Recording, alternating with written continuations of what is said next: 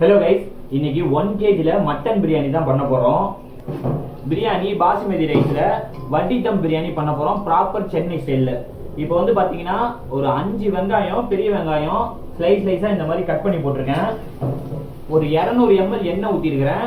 ஒவ்வொரு கிராம்ல பட்டை, ஏலக்காய், கிராம்பு போட்டிருக்கிறேன். மற்ற ஐட்டம் எல்லாமே எடுத்து வச்சிருக்கிறேன். இது உங்களுக்கு ஒவ்வொன்றா போட போட என்னன்னு சொல்லிடுறேன். வெங்காயம் நல்லா வணங்கி வந்திருக்குது. நல்லா இந்த அளவுக்கு பொன்னிறமா இருக்கட்டும். அந்த டைம்ல நம்ம கொத்தமல்லி ஆட் பண்ணிக்கலாம், புதினா ஆட் பண்ணிக்கலாம்.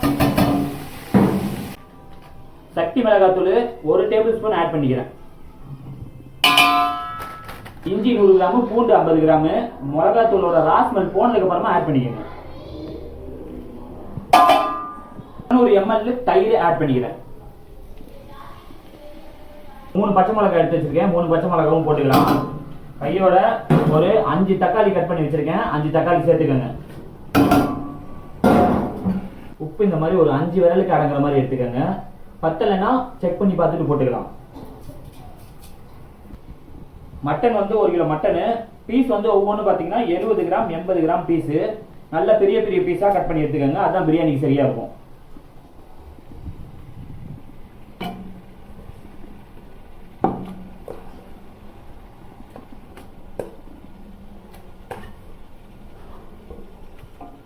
ஒரு லிட்டர் தண்ணி ஆட் பண்ணிக்கிறேன்.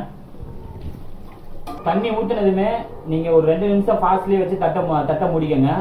சுற்றி புகை வர ஆரம்பிச்சதுக்கு அப்புறமா ஸ்லோ ஃப்ளே பண்ணிக்கலாம். ஒரு 45 நிமிஷத்துக்கு டிஸ்டர்ப் பண்ண வேணாம். கறி நல்லா வெந்து வரட்டும்.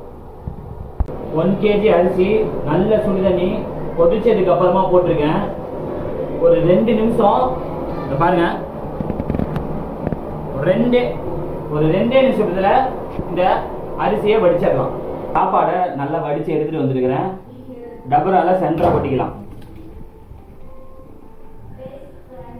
அரிசிக்கும் தண்ணிக்கும் ஒரே அளவா வச்சுட்டு தட்டு போட்டு முடிக்கலாம்.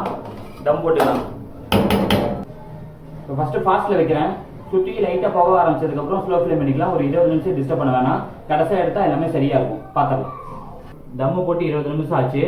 இப்போ தம்ம கலட்டி எப்படி வந்திருக்குன்னு பாத்திரலாம்.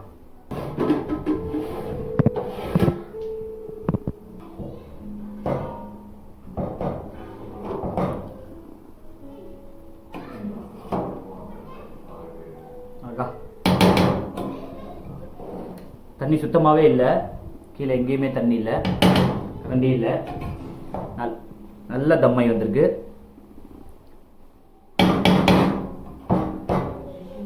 மேலே இருக்க சாப்பாடை மட்டும் நகர்த்தி மேலே போட்டுக்கலாம்.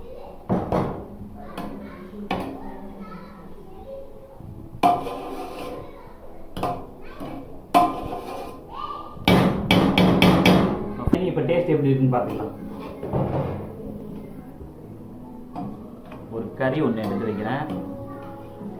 என்னோட சேர்ந்து